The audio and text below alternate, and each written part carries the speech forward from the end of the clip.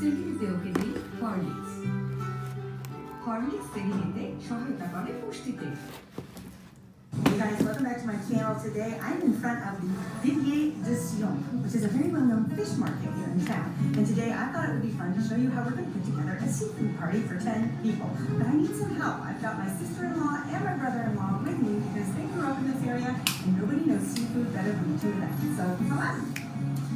In the summertime, when the tourist season is at its height, it's best to arrive at the fish market right when it opens. That's when you're going to get the best pick of everything and it won't be that crowded. As soon as we arrived, we saw a huge tank of lobsters. But Vivian was explaining that lobsters aren't something that you would put on a traditional plateau de fruits de mer. They were really something you would do maybe on the barbecue or have a special lobster dinner. You have to check out these lobsters. They're amazing. Look at them. They are huge.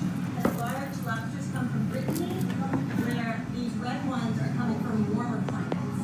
Bruno headed right for the crab tank. He wanted to show me the different types of crab that are available in this area and was describing what they were like inside from crab to crab. Okay, so the difference between these two crabs is this one is called the araignée, or the spider crab, I guess. And Bruno was saying that the filling in this one is much more tender, it's much softer. Whereas this one, the tocto, the filling is a lot heavier. So he thinks it's better to take the araignée because it's a little bit finer. So I'm going to go with what he says. The other interesting thing that Bruno was explaining is the difference in size between the male and female crab. So here in the tank, he had two male crab, and you can see they look like they were pretty good size. Okay, this is a female. Ah, oui, okay, c'est intéressant. Ah oui, elle est beaucoup petite. Oh, so you can see the female is a lot, the female is a lot smaller than the male, which is a lot bigger. Okay, so because we're going to be 10 people, we're going to get 4 of the crab, and we're going to put them and cut them in half. Then we went along to the shellfish counter. It was really interesting to see all of the different variety of shellfish that were available. Sometimes things that I had never even seen in my life. Oui, oui, c'est vivant, c'est vivant. Ah, okay. Okay, so we're also going to take some logostine. These are my husband's favorite, and we can really only get them in France. So, Now, normally the season for logostines is winter, and we normally get them at Christmas time when we're here in France. But my husband, they are his favorite, so they'll still be good. They'll just be a little bit smaller than they usually are. And typically you serve them with homemade mayonnaise. now normally we would make this ourselves, the mayonnaise, but we need mustard to make mayonnaise. Since there's such a mustard shortage in France right now, we're going to buy it. And then when it comes to the other shellfish, you tell her how many people you're going to be, and she scoops up the shellfish and pops them in the bag. We got some little tiny clams, which are called les calots. We also got some of these bouleaux, which were already cooked, so we wouldn't have to prepare those. They were ready to go. These little tiny shellfish called bigorneaux, which almost look like little tiny escargots. They're small and black, and sometimes you also see them served during the cocktail hour. Then we also got some of these tiny little gray shrimp that Bruno was explaining you can have sometimes for an aperitif, or you can also put them on the seafood platter as well. And he really knows the seafood best, so I was just letting him pick, and Vivian was leading.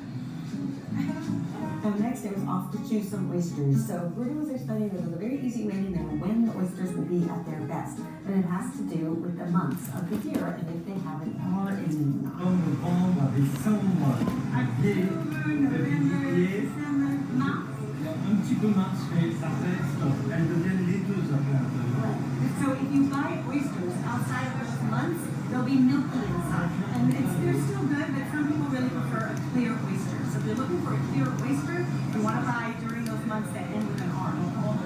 Now, I couldn't help but wonder, being in July, why they were so eager to buy the oysters. But really, they don't mind a milky oyster, so it's one of their favorite things, and I've seen them eat them pretty much year-round. So when you come to the market, normally you bring your straw bag, but when you come to the fish market, you want to bring something made out of plastic. This is my recycled bag I just got at the market, and here's another one. That way, if the water spills, we're not going to make a huge mess. Before we left, I was really curious about these large basins that you saw in the back of the store. Most of the seafood for the clientele is kept in the front in these big, large tanks. So I was curious what those big basins were for. Ask and you shall receive. Now we got a special invitation to go check out the back room to see where he keeps most of the seafood alive. গ্রাম ফুলকপির সাথে ভুজিনি একটি কফি মাছ। They explained that they work with local fishermen to catch the fish each day, but in between selling the fish, they keep them fresh in these large tanks, which contain water coming directly from the ocean, which is just outside. This is in fact how the store began over 100 years ago. It was just a series of these basins. Their main clientele was the hotel just across the street, which still stands there today. Qu'est-ce que tu penses, Viviane? On a fait des bons choix? Oui, on va avoir un gâteau de fruits de mer diversifié avec plein de couleurs. Ça sera super bon. Then it was time to load up the car and head back home. Vivian was going to show me how to prepare all of the seafood we just bought. We're going to start by cooking the crab in cold water. And then we are going to heat up the water, and as it heats up, 15 minutes later, it will be cooked. But Vivian warns not to cook the crab too long or their claws will fall off, and then it won't make for a very pretty presentation. And then it was time to fill up this big pot with water.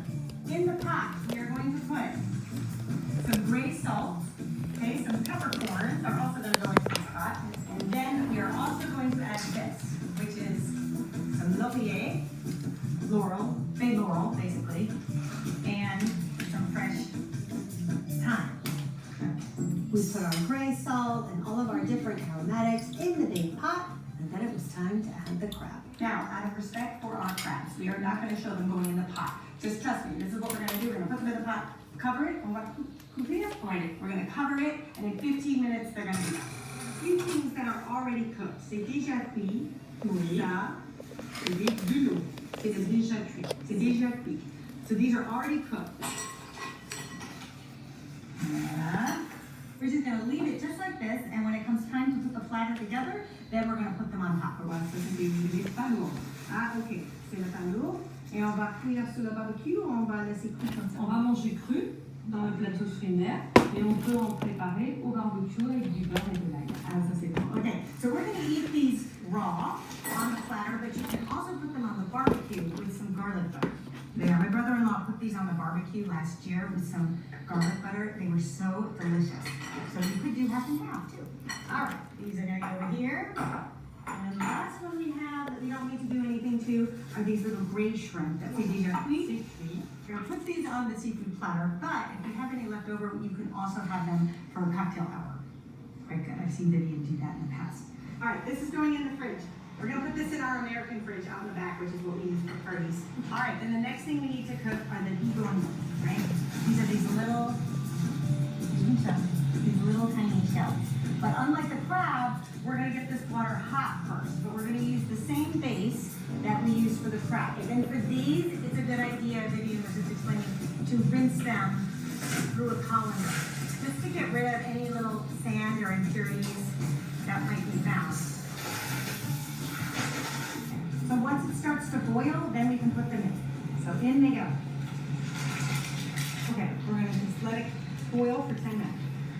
Meanwhile, the guys went down to the beach because it was low tide. This would allow them to collect a bunch of seaweed that we could use to line our seafood platters with. Bruno just collected it in a big plastic sack and brought it home, and I couldn't believe how beautiful it was. I took it and put it outside just to sit in the shade until we'd be ready to use it later that night. As we are hearing the finishing of the cooking of the bigorneau, Vivian was just saying that it's a good idea to test to see if one of them is done before you empty out all the water. So she's going to show us how to make sure one is done. Eh bien, c'est cuit. Okay, so if it comes out easily with a pick, then you know it's cooked. If you can't pull it out, that means it's not cooked and it needs a few more minutes. But it looks like C'est bon. C'est bon. Okay. Now is the moment of truth. I think our crab are ready. C'est Okay. prêt, tu crois? Oui, c'est bon. Okay. On verra. Okay.